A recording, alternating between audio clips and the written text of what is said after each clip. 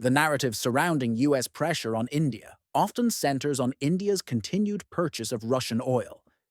This framing, however, conveniently overlooks a more fundamental economic reality. The true impetus behind potential US tariffs on India appears less about geopolitical alignment and more about financial leverage. India's strategic energy procurement has resulted in an impressive $18 billion in savings. This significant economic gain, rather than a perceived defiance, seems to be the actual point of contention for Washington. The US, it appears, is less concerned with the source of oil and more with who profits from global energy markets. Consider the US approach to European energy security. Washington actively pressured European allies to reduce their reliance on Russian oil and gas. This diplomatic offensive was not merely about sanctioning Moscow.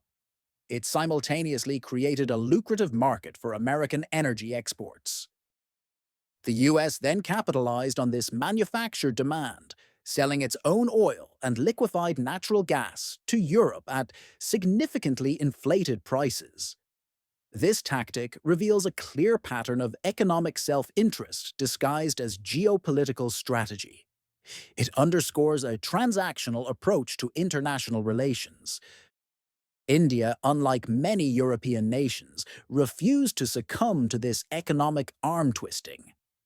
Its independent foreign policy and robust energy diversification strategy allowed it to navigate the pressures effectively. This resilience, however, has seemingly frustrated Washington. The inability to dictate India's energy policy or extract similar economic concessions has led to palpable discontent within US policy circles.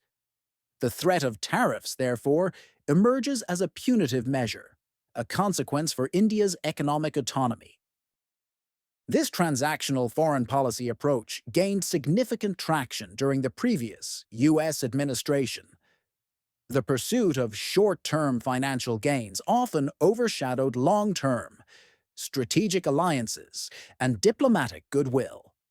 Relationships painstakingly built over decades were jeopardized for immediate, often negligible economic advantage.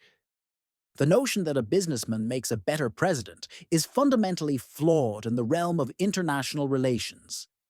Diplomacy requires nuance, foresight, and a commitment to enduring partnerships, not merely the pursuit of quarterly profits. A nation's foreign policy should be guided by statesmanship, not by the narrow calculus of a balance sheet.